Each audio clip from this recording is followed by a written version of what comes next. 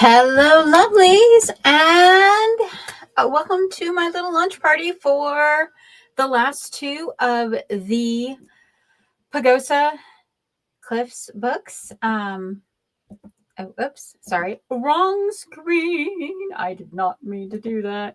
I am super happy to be here and to just be able to share this because, I mean, I started writing Blue Butterflies, which was technically the very first of the Pagosa Cliff series, in 2017.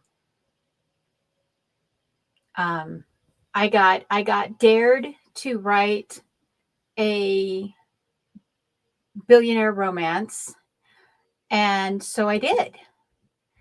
And it turned out so well, and I love the world so much that I wanted to share everything with this story.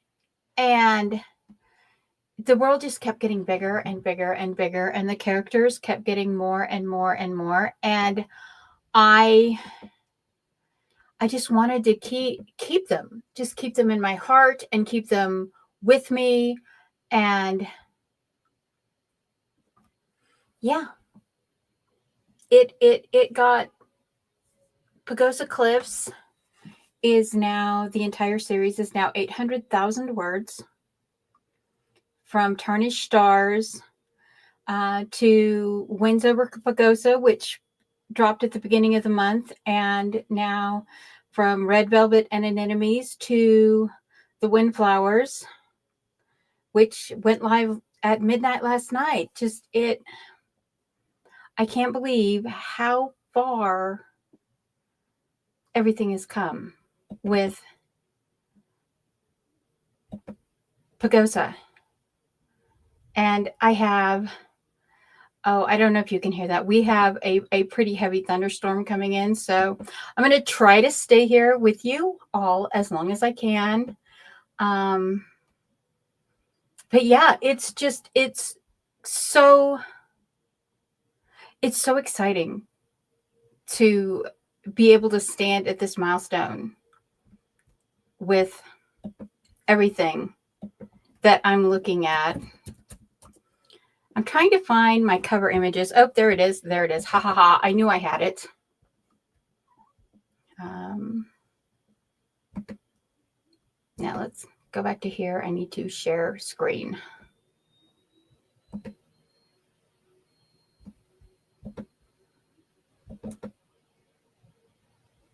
So these are the covers. Oh, hello, JC. Thank you, JC.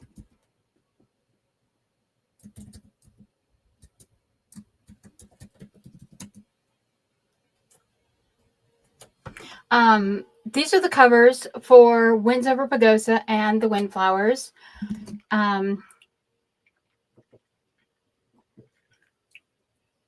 Sorry, I'm having blue raspberry with grapefruit vodka.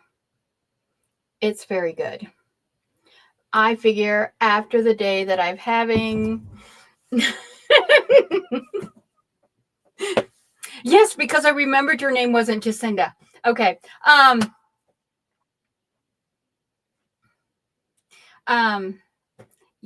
This is...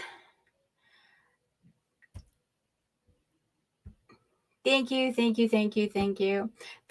Yes. So these covers were ones that I made to go to book in the series. The image on Winds Over Pagosa, this is actually is inspired by When the Tanner Ranch Burns. And then the Windflowers is Mac's boat is called the Windflower. And there is so much happening in these books. There really is so much happening. Thank you, darling. Thank you. So what I'm going to do is, since I didn't get to have a launch party for Winds Over Pagosa, I'm going to do them both tonight. So whichever one you want to hear an excerpt from, just let me know. Let's see, how many pages do I have? The Windflowers, just let me know which book. And then The Windflowers is, why is it freezing up? Why is my computer freezing up? Oh my goodness, I hope my internet does not die today.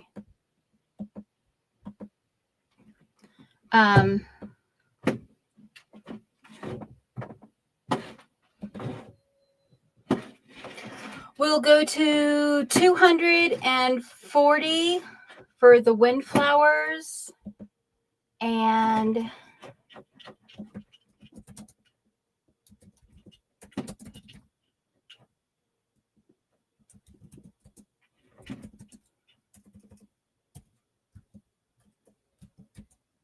did 240,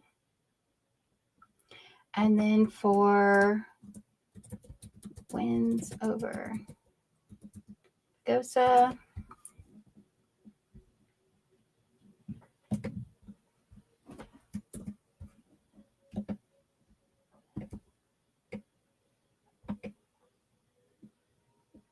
uh, 280.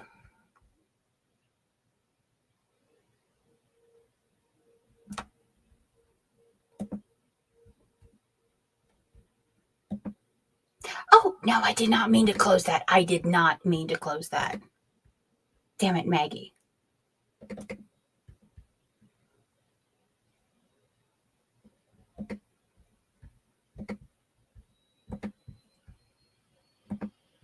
All right.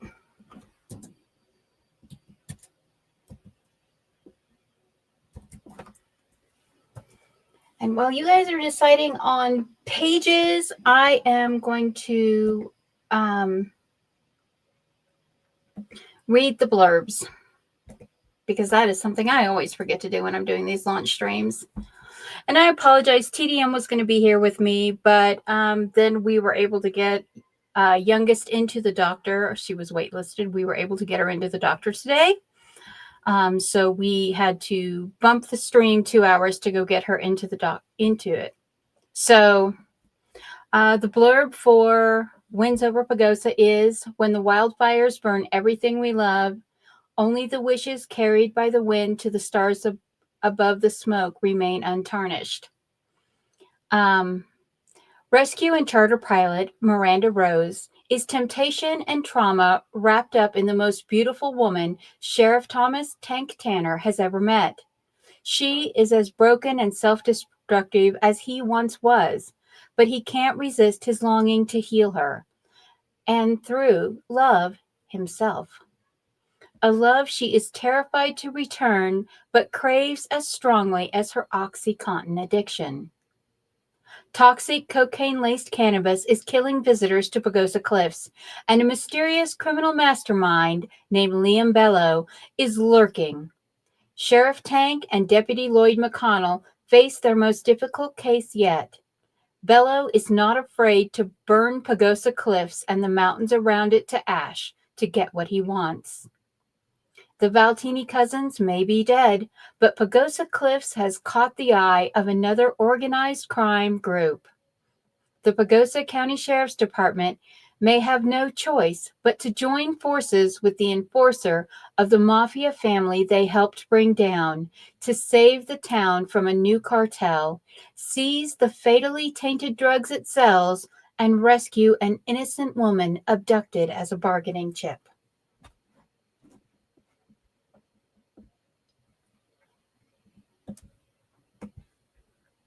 And now for the blurb for The Windflowers. Life in Pagosa seemed like it was calming down, but with the new Jalisco cartel invading the town, no one is safe. For 7 tumultuous months since her fiancé disappeared, Millie Haywood has prayed every day for his safe return. She doesn't know Mac Beale's doppelganger is a devil wearing a friendly face.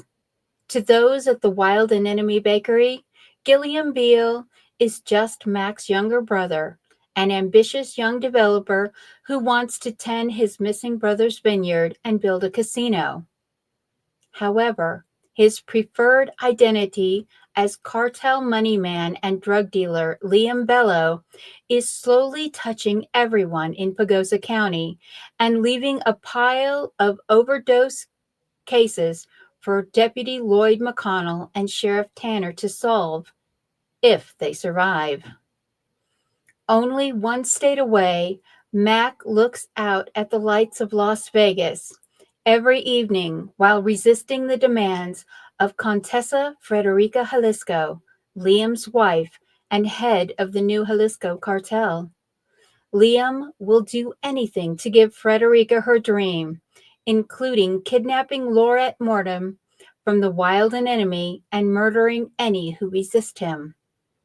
Liam would burn the world to give his beloved Contessa the status she desires, and that includes literally burning Pagosa cliffs and blue water resorts to ashes. He is determined to find Mac's $300 million to fund her dream and is using his real estate holdings to perfect his hidden grow house plan. Testing his toxic cannabis blends on the tourist visiting the hot springs is just the icing on the cake. How long can Mac and Pagosa Cliffs survive these ruthless drug dealers?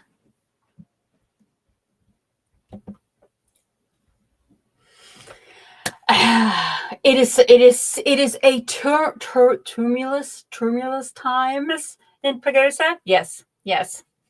Okay, so we've had a couple come in. Hello, Sam. Thank you for coming.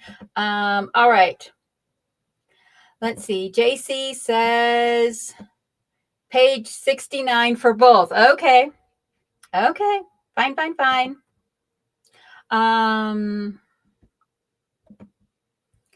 Alrighty then. Let's open these up.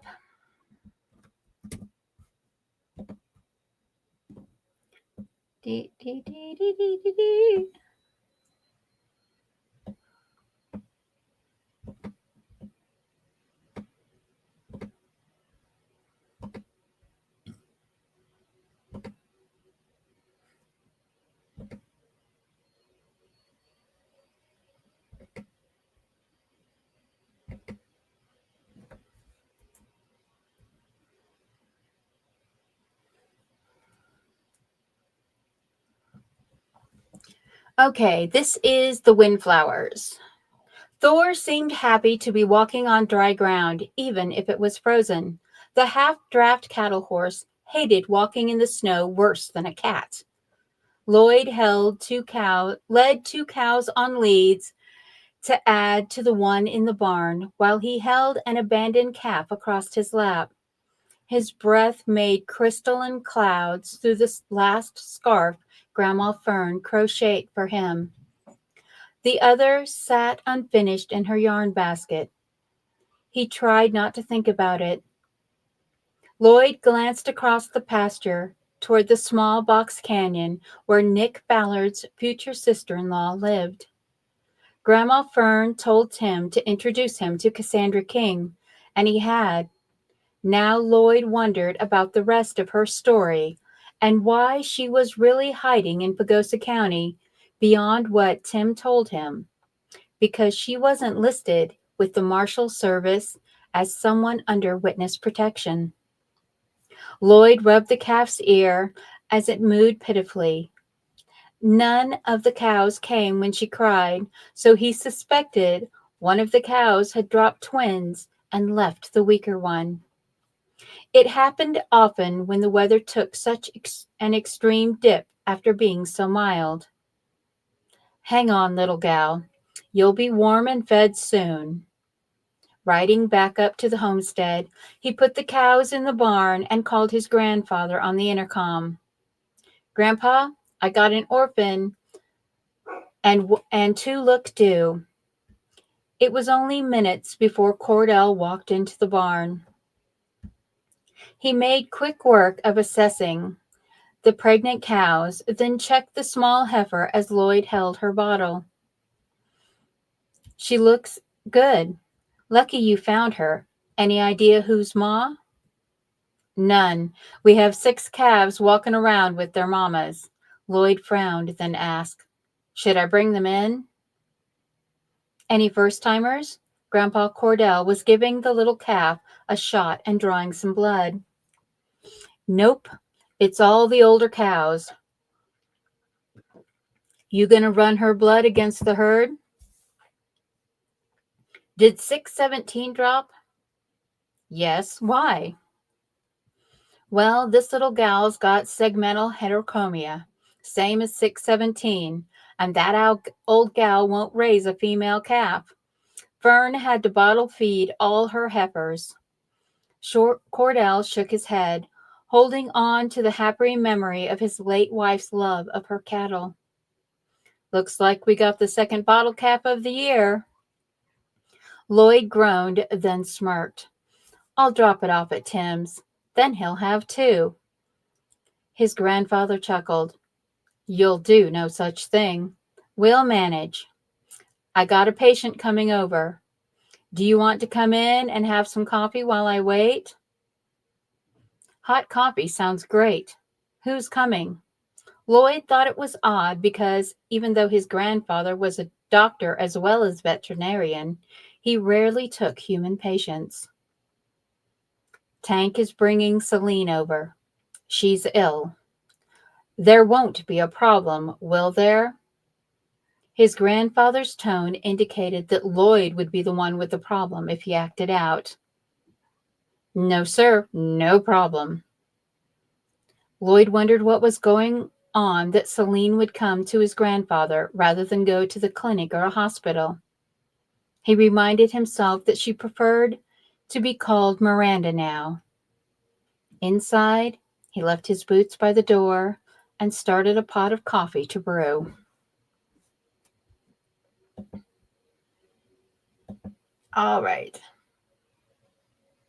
And now we need page.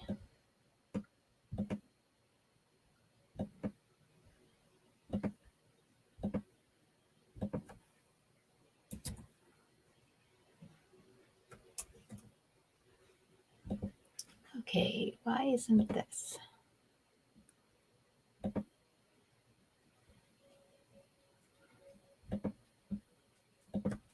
Page 69 in Winds Over Pagosa. 65. 69.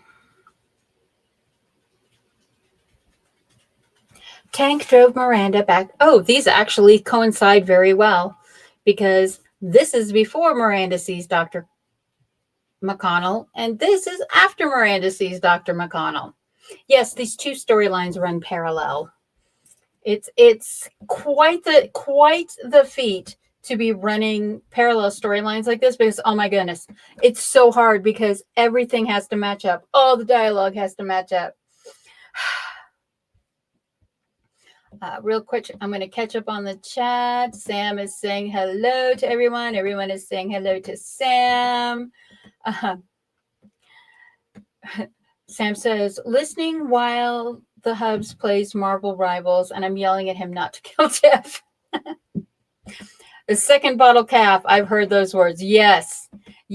Second, having multiple bottle calves or bottle kids is something that we all of us with the farm life get used to. And once you've got one, it doesn't matter if there's 1 or 5. It's the same amount of work. Hello, Esther. Welcome. Thank you very much. I am scrolling back up here. All right. Now we are at page 69 of Winds Over Pagosa. Tank drove Miranda back to his house and left her asleep in his bed. He went to her house, packed some of her comfortable clothes and flannel pajamas, but he almost packed the silk and lace lingerie he found in a Lacey's lingerie shop bag. As much as he wanted to see her in it, he knew from what when he went through the DTs that she wouldn't feel up to modeling them. He was surprised to find pills loose in 2 drawers. He made sure Lloyd was picking up bottles of Miranda's shampoo and conditioner and body wash. Miranda's medical support dog River was waiting by the door with her vest, leash, and dog bed. "So, River, ready to hang out for a week?" The Malamute looked at him, looked at her stuff, then went out the door and sat by his truck. Laughing, Tank turned down the heater and turned off the water before he locked the door. Parking in front of his house, he carried her bag and River's bed inside. He heard Miranda groan and went to check on her. She was sweating and twitching already. He was about to get a cool cloth when there was a knock.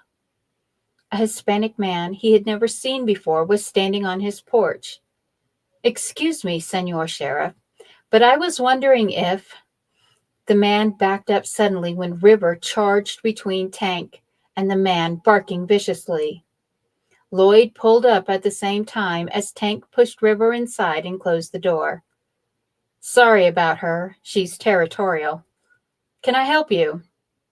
I was wondering about to buy the cows for cooking." The man suddenly seemed very uncertain as Lloyd got out of his patrol SUV and eyed him. "I don't have any heads for sale," Tank answered warily. "Lloyd, do you have any steers for butcher?" Lloyd pulled a card out of his wallet and handed it to the man. "Call our business office on Monday. You can pick your steer." Thank you, senor." The man took the card and rushed to his vehicle. He drove away in the expensive SUV without headcaps, hurriedly. Lloyd memorized the plate, then took the box of groceries out of the back of his SUV and handed it to Tank before threading his arms through the handles of several plastic bags. "That was a first," Tank observed. "You never had someone pull up to the ranch looking for a barbecue cab?" "Not that. I've never seen River try to take a piece out of someone." Tank opened the door and River rushed out. She growled and barked some more before following Lloyd inside. "What's going on?" Miranda asked. She looked shaky and pale. "Some guy wanted to buy some beef on the hoof and River didn't like him," Lloyd answered. Lloyd untangled his arms from the handles. Then he said, "So I think I got everything. If I've missed something, just call. I'm headed to the Valentine's Day Carnival. Coyette and Vic are handling things tonight. I've got things tomorrow with Lancaster from Highway. He's renting a house here because he's tired of making the drive from Durango. Don't intimidate him. He's young but graduated with high marks," Tank revealed as he unpacked the box and put the groceries away. "Thanks, Lloyd. Call me if you need me." "Will do, boss." "Feel better, Miranda." Lloyd left before she could answer. Looking after him, she whistled at River to come back inside. She would never have guessed that Lloyd McConnell would step up to help her face this. Closing the door behind River, she watched Tank cooking and wanted to believe what he told her last summer. She wanted to believe that Lloyd was back to being the kind of person he was before Toxic Tanya came to Pagosa Cliffs High School and ruined all their lives. Yeah, Lloyd's ex-wife was a piece of work. Okay. Rachel, The Windflowers, page 180. Yeah. you learn to feed 3 at once, no matter what. Yes. There was one year There was one year where all of our goats dropped twins or triplets, and we ended up, and because we always bottle fed our babies, we milked the nannies and bottle fed the babies because we bottle fed to make them. You bottle feed them their tamer. So we ended up bottle feeding 27 babies 3 times a day for 2 months. Yeah, that was insane. That was insane. All right, where was I? Where was I? Rachel, The Windflowers, page 180.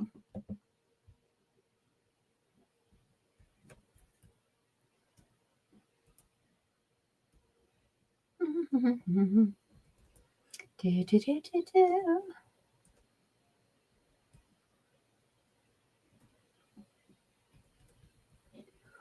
$75, $76, $77, $77, $80. The Harbinger is coming? Enrique coughed out his question. Should I get Jimenez? Why bother? He's dead like you both will be, flippantly taunting them. Tiana tried to sound as fearless as she could. How do you know I won't kill you? Gilliam was now dragging her painfully by the arm. Because if you were going to kill me, you would have killed me. You need me alive now, or you'll be looking over your shoulder for the rest of your very short life. Tiana laughed harshly and stopped, jerking her arm free. Walk away, Gil. Gilliam stood there glaring at her for a moment. Then he struck her with the gun hard enough to stun her. The teenager was right. He needed her alive now because Frederica's brother screwed up again. He hoisted her over his shoulder, jogging down the street. Get in the car, Gilliam ordered Enrique as he shoved her in the back seat and pulled a syringe out of the center console. He jabbed it into her and then closed the door. No, Tiana groaned. Then the world disappeared. They had just shut the front doors when a town car followed by a sheriff's SUV with lights flashing turned onto the street. They ducked as the vehicle sped past and slammed to a stop in front of Tiana's house. Gilliam peeked out the back as the bodyguard and the sheriff worked like a tactical military team to enter the house. After a moment, Gilliam sat up and drove away with Tiana Ballard unconscious in the back seat. Tim, tim, tim.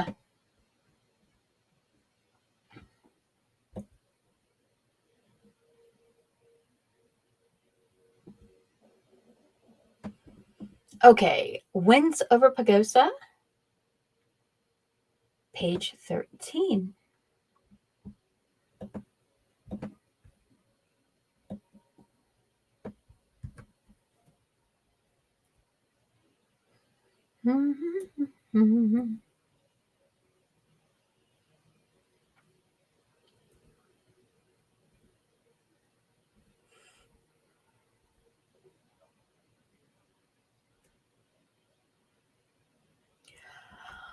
Oh, okay. I need to back up like 2 pages, and I'm going to give you a warning. This is the memory of being bullied. This is a dream memory of someone who was violently bullied. So I'm giving that trigger warning now. The last week of January. From outside the dream, Celine Miranda Rose wept in her sleep for her younger self. As an adult, she hated Tim Ballard as much as she hated Lloyd McConnell and Antonia Moscone. But seeing him a few days ago when he came to pick up the bear carcass for the wolf preserve, it triggered a return of her worst nightmares. That Tim asked her to dinner brought back memories of things she had once wanted most in the world. She believed in fairy tales then. She once loved him more than herself. Even after a year of hell on earth from constant bullying, she believed he felt something for her, that he still cared. That night, she learned 2 truths. Celine wanted to giggle as Tim Ballard watched her from where she took pictures of couples in front of the cheesy backdrop for the Moon Over the Mountains dance. Pretending not to notice, she wandered around in a size 30 magenta chiffon dress, taking pictures for the yearbook. She had picked her dress in the color he said was his favorite on her. Across the dance floor, Tanya stood in a bright blue mermaid dress with a jock's arm around her waist. Queen Toxic and her enthralled cowboy prince was holding court for her clamor of gossip harpies. "Hey, Celine, put the camera down and dance with me." Tim grinned, and she thought he was so much more handsome than his popular cousin Lloyd McConnell. She smiled at him brightly, so much so she felt her face would split. She set her school-assigned camera on a table next to his. "I thought you forgot." Swaying to the music, Tim talked. "I'm worried about you, Celine. Sometimes things go too far. People hurt people when they should be nice." He continued to go on and on about how things should be for other people, namely Tanya. "Something has to be done because you always take things too far." His concern turned to scolding, and she felt her heart shattering. This was the moment of betrayal her mind warned her heart was coming. Intuitively, she knew it was because he was screwing his cousin's girlfriend. "What are you talking about?" Celine looked up at him. Then Lloyd was beside them. Tim held one arm as Lloyd grabbed the other. They turned her to face the largest two posters. When she tried to pull away, Tim tightened his grip, finishing with, "Sometimes people push others too far and they get what they deserve." "Tim, please, don't." Her whispered plea. She whispered her plea, shaking her head. "Lloyd, let go." His fingers bruised her bicep as Lloyd snarled his new hate for her. "You deserve this, and there's more coming if you don't leave Tanya alone." Tanya and Carol pulled down the two largest posters. Taped up behind them were bigger than life-sized pictures of Celine standing naked in Scarlet Lake with the moon and the maroon bells in the background. She froze, taking in the pictures of her back from the skinny dipping race.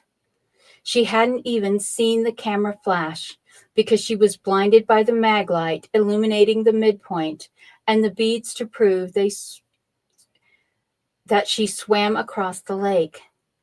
The flashlight emphasized the very round shape of her body with sharp shadows where she had rolls. The watermark number in the corner revealed Tim had taken the picture with his high school yearbook assigned camera. They were the only two on the yearbook committee to be trusted with the expensive Nikon cameras. Smiling evilly, Tonya announced to the whole school, "My fellow Pagosa Cliffs High School students, this is the real inspiration for the Moon Over the Mountains theme." Many started laughing. Some stared silently, frozen in shock. None of the teacher chaperones moved. Lloyd taunted, "You can put them on the fridge as motivation." Celine's rage exploded like a wildfire in high summer. 1,000 words wanted to spew out, all the secrets she knew and kept, but they were stuck behind her swallowed sobs. She couldn't let them out in front of Tanya. Jerking her arm from Tim's hold, she punched Lloyd hard enough to knock him on the floor. He clenched his jaw as his lip leaked scarlet. He looked shocked as she turned to Tim and slapped him. "I hope no one ever loves you like I do." vicious words carried all her betrayal and heartbreak. She turned and ran out as Bo Wallace shouted after her, "Wait, Celine!" Celine glimpsed Britt Lerner and another pulling down the posters as Britt cursed, "Fuck you, Queen Toxic! Carol, you're such a bitch!" Celine didn't hear anyone else as the door closed behind her. She ran 3 blocks to her house. Gasping and gagging, she vomited on herself, but didn't slow her ponderous gait. Her knees hurt like they were breaking as she panted to get her breath into burning lungs. It felt like there wasn't enough air in the world. Staggering up the steps, she unlocked the back door and left it open behind her. She vomited again in the kitchen sink. Stumbling into her room, the first thing she saw as she wiped her eyes was the picture of her sitting in her father's lap in their Cessna Skyhawk. She couldn't even fly it anymore because her weight made the small plane unbalanced. "Daddy, Daddy, I need you."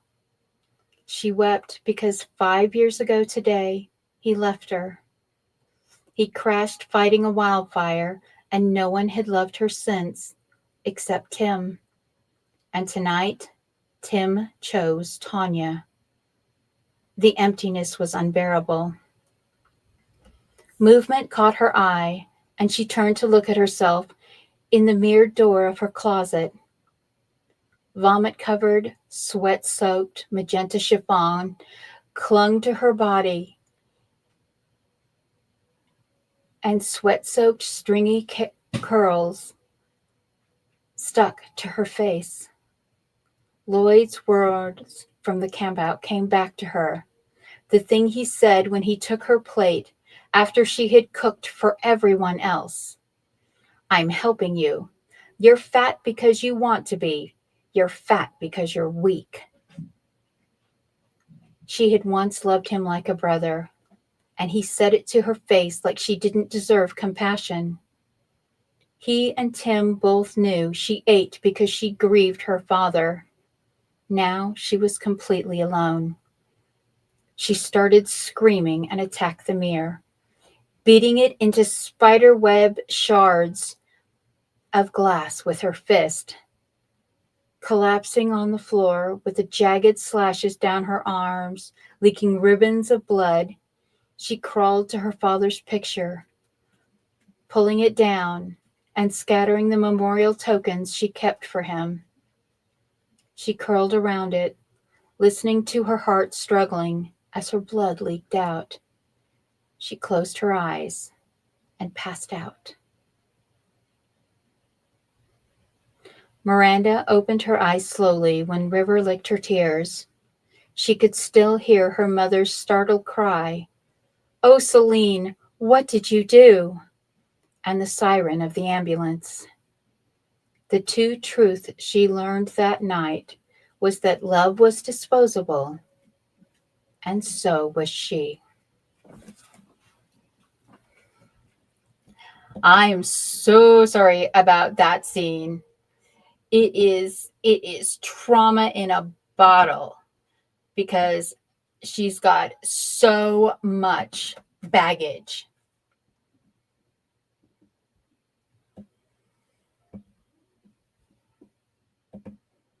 Yep, insane. Dum dum dum. Cliffhanger. Yeah, I had to end it at a cliffhanger because I can't tell you what happens after they kidnap Tiana. You're right. When you finished with Jeff and what doing gossip harpies? Yes, a group of harpies is called a clamor. So just do you know how much I had to look that? A group of crows is a murder.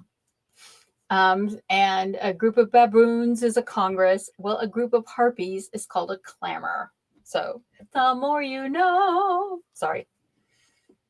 Yeah, this is a scene. Yeah, this is the scene that changed the trajectory of Tim, Lloyd, and Celine's lives. They had been They and Bo Wallace were in a group together for children who lost parents. And since they were in junior high, they were in a weekly therapy group, and they were the best of friends until Toxic Tanya came. And yeah. Yep. Hi, Gaspa. Yeah, she punched him in the face. Yeah, yeah, yes, porcelain. And now you know why she goes by Miranda now. She goes by her middle name instead of that. But here's the thing though, she came back to Pagosa Cliffs, a decorated Navy and Coast Guard rescue pilot, and started running her own charter service while working air ambulance rescues. So her hatred for Tim, Tanya, and Lloyd became the motivation to make her into something one in a million people could not even dream of becoming.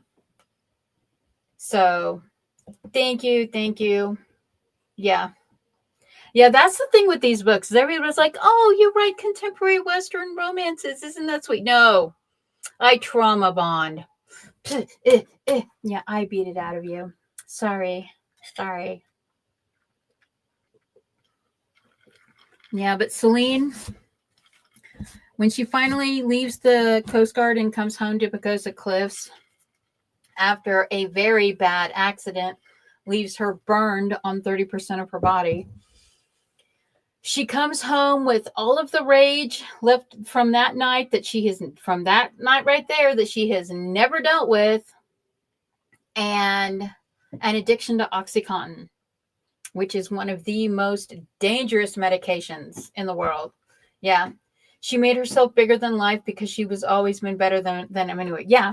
And she was on, like they have the Coast Guard rescue shows. Well, according to the storyline, Celine had been one of their stars for like 3 or 4 years. She was this, they called her the angel of the Arctic Sea, the angel of the Aleutian Islands, because she flew these impossible flights because her dad taught her to fly when she was 3 years old. She was flying a plane. She had her pilot license and her helicopter license before her dad died when she was a teenager.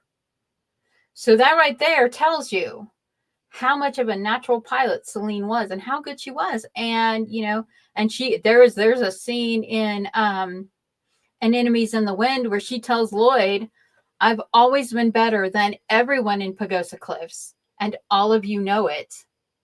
And meanwhile, in the back of her head, she's going, thank God they can't see my scars or they'd know how much of a liar I am.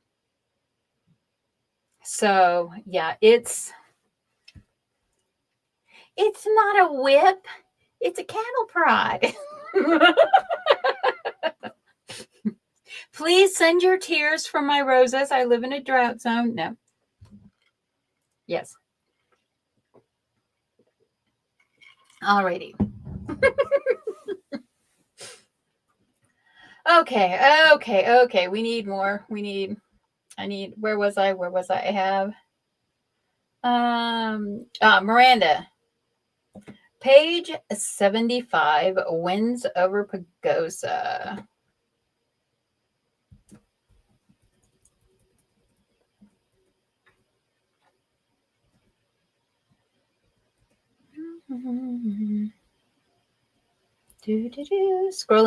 Scrolling. I don't know why, but the page search thing is on my Microsoft is not working, and I don't know if it's my internet or what is going on with it.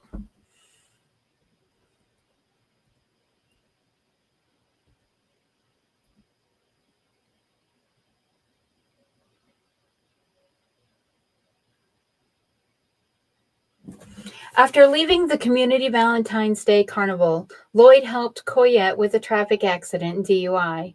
The two deputies sat side by side, parked at the Highway 160 overlook. Real place. They talked about Laurette Mortem and the upcoming grow house raids. Despite the bitterly cold wind, the roads were clear and dry. Mitch Abernathy sped past, drifted in a perfect 180, and parked behind Lloyd's patrol SUV. Coyette, facing the M2's headlights, smiled, saying he should teach it driving at the school. Absolutely not. Lloyd's deadpan answer made the other woman giggle like a much younger person. Zipping up his jacket, Lloyd walked over between the two Pagosa County SUVs. Hello, Lloyd. Coyette. Hey, Mitch. What's in the bag? Coyette eyed the Wild Anemone bakery bag. Lloyd's usual. He forgot to pick them up today. Mitch grinned charmingly at her, then glanced at Lloyd. Do you have a minute? It's about Laurette. It's okay. Coyette knows what's going on, Lloyd said. I used to work SVU in Denver, Coyette revealed. And before that, I did a stint as a victim's advocate in the Springs. Millie told you Bill thinks Liam Bello took or killed Laurette? When Lloyd nodded, Mitch continued. There have been no hits on any database anywhere since she came home from taking us to the airport. Her car was spotted the same night on Highway 60 heading west and at a self-pay gas station outside of St. George, but she wasn't driving it. A bearded man or man wearing a balaclava was in the driver's seat. But some of the cameras caught the images, but they were too grainy to make an identification. The credit card used to pay for the gas was from a stolen identity. How could they know that? Lloyd demanded, wondering why Bill had not told him this a few days ago. Mitch shrugged. Bill called in some favors with the FBI. They're looking for her using facial recognition software. He just heard back today. She's gone. Pops put out feelers about Liam Bello, but they all end up with some chick who calls herself Contessa Jalisco. She owns a very high-end apartment in Vegas, which she uses for hosting parties. But she is rarely there, and Bello is never there. Bill said the FBI thinks Bello might be dead. Lloyd rubbed his cheek, thinking about Bello's scar and how he got it. He thought about how Marshal Michaela Murray assured him the Marshal Service did not put someone like him in Pagosa County. If he's selling drugs, stealing identities, and committing sex trafficking, he could stay off the radar for years, Coyette reminded. The internet makes it possible to run these operations practically hands-free. He could be anywhere in the world. They were silent for a moment, then Mitch said the thing they were all thinking. Or he could be somewhere, hiding in plain sight, because no one knows what he really looks like. Dum, dum, dum. It doesn't go that high, sweet pea.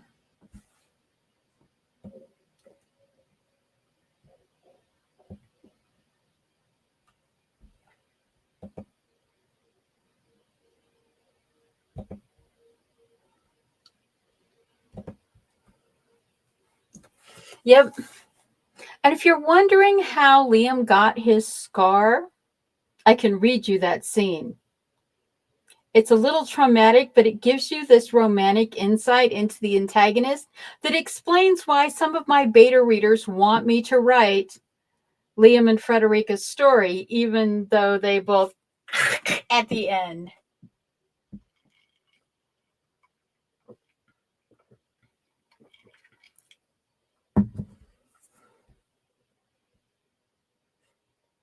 Let's see, what do we got?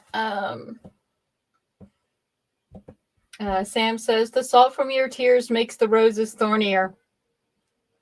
Nah, they need salt. Y'all doing these readings makes me want to rope Dawn into this. Yes, I would love that. Yes, please. Yes, please. Do it, do it, do it, do it.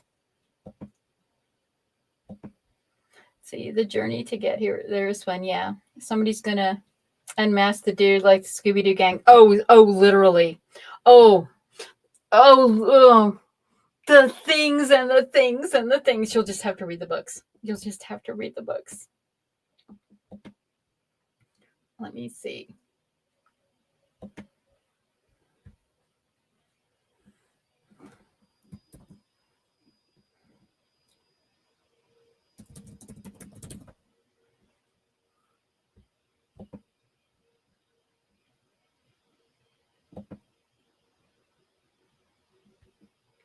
Okay.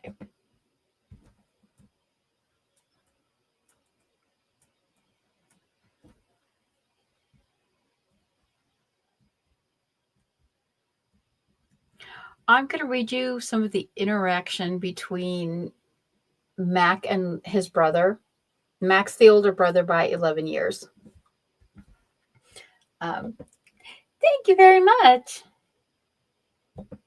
And this is a look into the background of Frederica and Liam. There is a violent assault that happens in their memories, and of course, this is her father's the head of the Jalisco cartel, and his princess daughter is in love with a gringo from Maryland. So he is not happy. Mac himself, you could have stopped this. You could end her suffering and yours. Liam's voice was deep and soft, almost soothing. Mac himself had used the voice to soothe Millie when she fell in a pool. He looked up at his younger brother, his doppelganger in appearance, but the antithesis of his soul. What happened to you? You left me behind, and no one loved me any more. Not until her. Forest green eyes hardened in stony resentment. In college, I met the perfect woman for me, but her father refused to let us be together unless I proved how far I was willing to go. I did everything he asked, and it still wasn't enough to date his daughter. The scars from my car accident? There was no accident.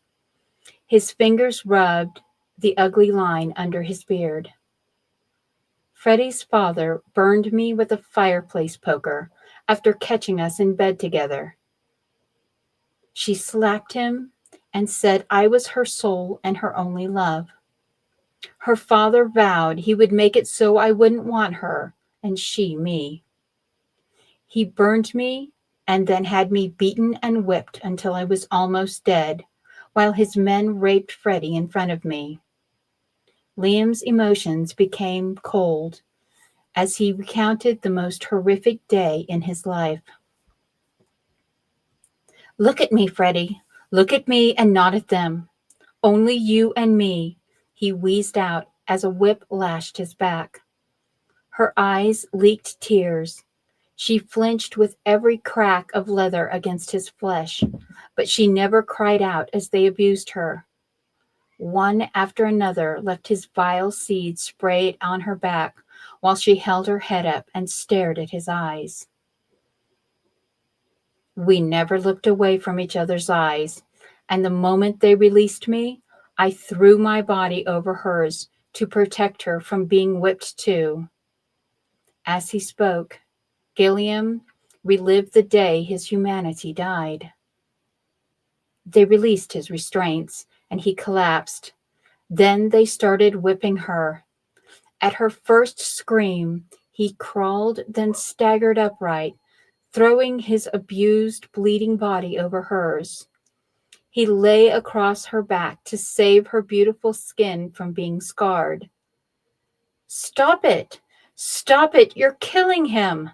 Freddie screamed over and over as his blood dripped onto her naked body before her father came out and stopped it all. When the doctors came, Frederica refused to leave his side because of her fear he might die from his injuries. Holding his hands while her tears leaked for him, the lash cuts on both sides of his torso were sewn back together and bandaged. He could hear an argument going on in the hall between her father and her uncle, but not the words. I'm so sorry, mi bello. Don't leave me. Freddie's sobbed apologies were the only sound that mattered. Her anguished words broke something in him, and he vowed the worst death for all of them. And a year later, none still lived. She wept and apologized as they sewed the cuts on my back and chest. I promised God or the devil or whomever was listening that I would cherish her and give her her every desire because it was my fault. My neediness caused our suffering. We thought we were going to die, but her father relented. Hector gave Frederica a few $1,000,000 through Harmony to buy her forgiveness. Afterward, Hector announced he was giving the cartel to his brother Hermano. Then he sent Frederica away. He banished her from her home so he wouldn't have to look at her, and he never apologized for what he ordered done to his only daughter.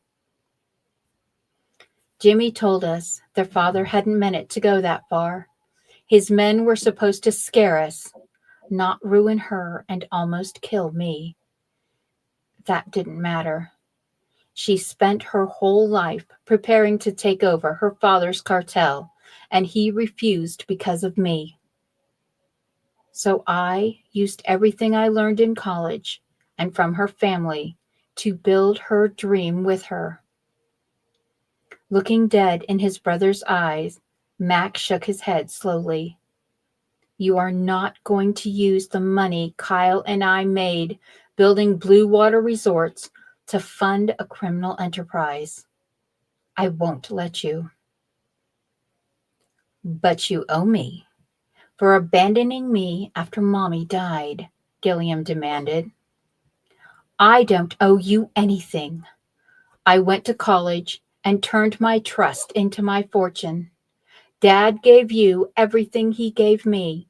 You had the same chance, Max snarled.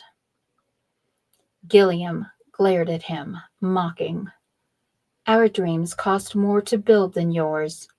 You have boats and beach houses, and you give it all up for a winery in the mountains with a woman who can't even swim because your heart believes she is worth it. You love Millie and would give up everything for her.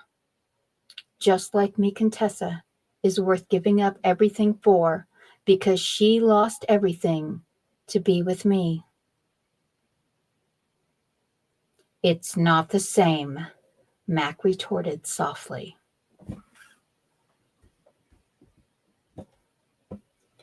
And now you see why Mac and Gilliam are at each other and why Frederica and Liam are such a dark romance that they would literally die because they love each other so much.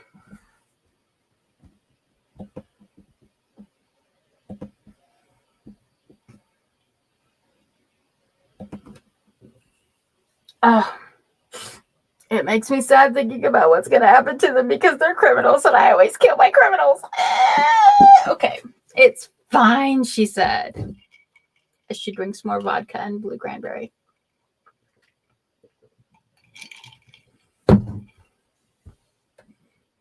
Yep. And that is why Liam was driven to try to kill his brother, and why Frederica tried to save him, because she believes that killing killing family means losing the person you love most. So when Liam tried to kill Mac, Frederica saved him, and they've been holding him hostage for 7 months at this point, 6 months at this point. And Liam's like, give me the $300 million in bearer bonds and I will let you go back to Millie. And Mac is like, I cannot give you this money. You will do great harm with it. So Yeah, this one is extremely intense. It's extremely cliffhangery in both books.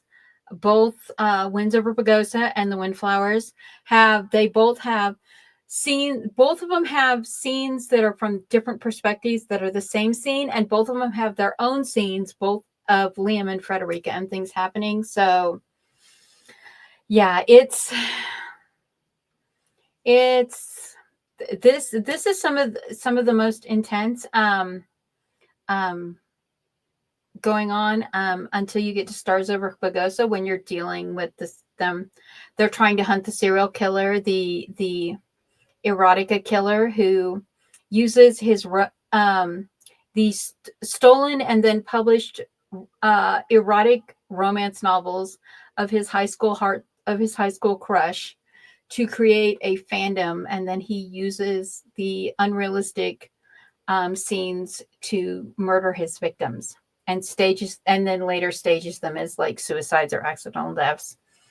And they're trying to track down and the dozens of women and men that he has murdered, and how he is just a chameleon who changes his identity everywhere he goes. So yeah, not only is everybody dealing with their own issues in these, they're also dealing with this extremely dangerous external element. So, all right, we have been. Oh my goodness! What? I don't know what the dogs are going off about, but they're going off about something. All right, we have been on for an hour, so I am going to let you all go, unless there is any questions that you want to ask me about Pagosa Cliffs, about the Winds Quartet, or anything. I'm just so happy to be at this point, because it's been 8 years working on these books. 8 years since I wrote Blue Butterflies. And we are now at the total series is 800,000 words. There are 10 total books available now, 5 in the Pagosa Stars series, which follows the Sheriff's Department, and 5 in the Wild Anemone Bakery, the Pagosa Cliffs Anemones series. And then we have 2 more books, 2 more after this to come out. Stars Over Pagosa, which is technically the end of the series. And then we have Cards on the Table, which is the one about Tim and my tarot enthusiast, Cassie, which run parallel to the Winds duology and Stars Over Pagosa. So yeah, in the end, there's 12 total books. 10 of them are now available. I hope that they enjoy them. They do deal with difficult topics. As you can see from the excerpts I read, there are many difficult topics in here, and everything from assault recovery to grief to addiction. So it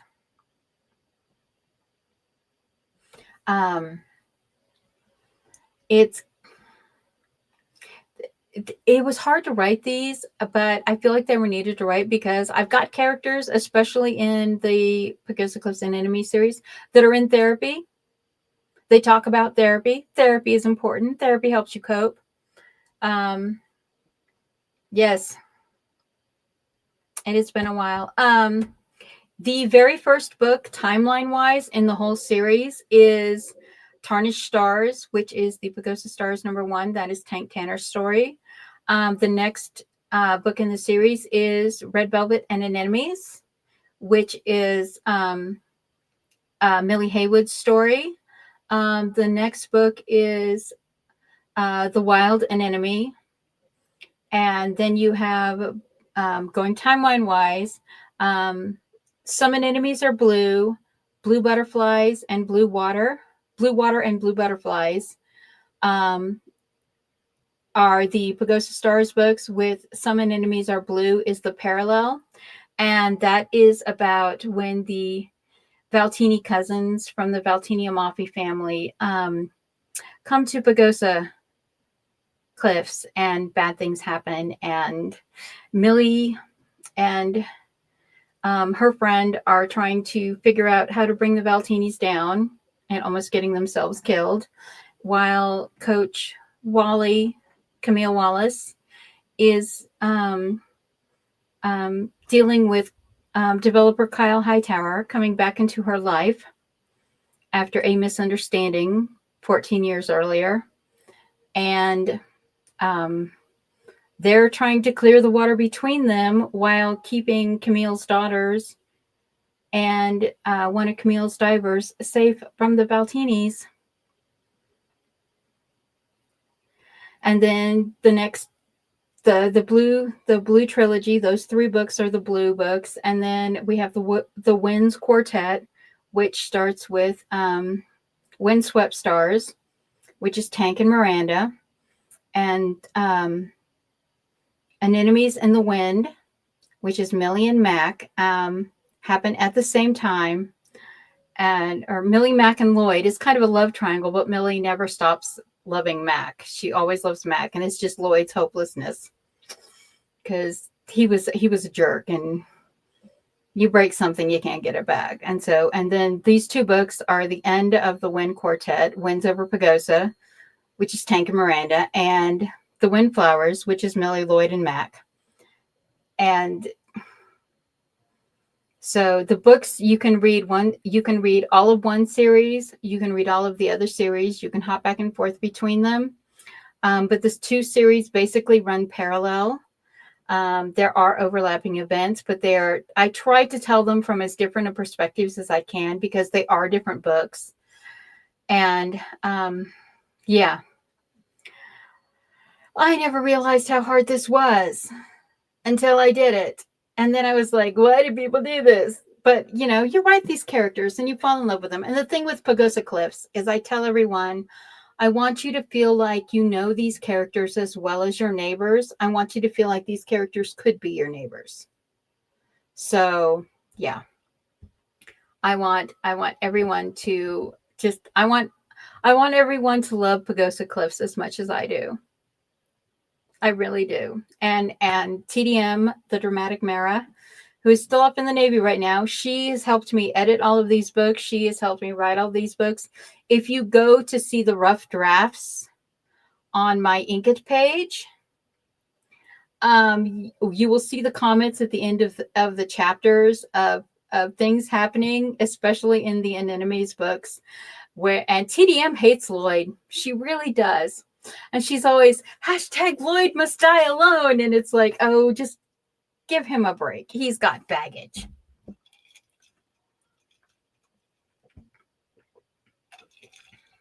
Yeah. And then the very last book that I'll be publishing in this series is Cards on the Table, which is Tim's story. And it runs parallel to the Winds books, and timeline-wise, it runs parallel. But Tim's book actually goes way back to the beginning, to a few months after the Moon Over the Mountains dance with Celine being broken. It goes back. So just because you got baggage doesn't mean you got to hit others with it. Yes. And you don't have to use it to build a wall around yourself to keep others out. Yeah, be bitter, don't be better, not bitter. That is the theme through all this thing. And I say this, and Millie says it, and Grandma Doreen says it, and several characters will say, you have to be better. You have to learn to be better and not be bitter when life knocks you down, because that's the whole thing. All right, lovelies. Thank you so much for coming. I'm so happy. I won't be dropping any more books in this series until next year. So we're done. We're done with Pagosa for the year. And I'm so happy to have done that. Thank you everyone for coming. I hope to see all my Readily friends at All the Words August starting tomorrow morning. Yes. If you do not know what this is, we are doing a challenge to help build a routine for writing or editing. All the Words August is a group effort by many people on AuthorTube. And it is about building a routine to get used to writing and editing on a daily, weekly. We have 3 tiers. We have 18,000 words, 48,000 words, and 80,000 words. We also have 3 different day plans, which is doing, you can do all 31 days. That's plan 1. You can do 5 days a week. That's plan 2. That's 21 days in the month. Or you can do just weekends, be the weekender or weekend equivalent, whatever. But 2 days a week gives you 10 days in the month for writing. So yes, please look forward to it.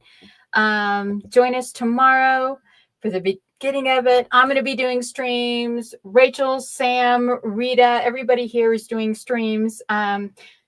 Shannon is doing like a 10-hour stream tomorrow for the start of it because her son's finally in school and she's getting stuff done. And so, yeah, there's a whole bunch of people all over AuthorTube. I've had nearly 40 people express interest in it. I've told them don't schedule special streams.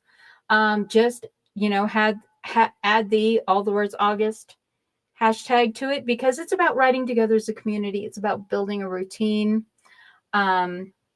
I am so happy to be one of the people getting everything together for this. And I want everyone to know that there is so many things that we can do together as writers, so many worlds that we can create together and share. And just because the whole world's out there telling indie authors that we're not real authors, well, you know what? To you, we are real authors. We have real worlds and we love what we do. So you can take your negativeness away. We're all just going to hang out together and enjoy.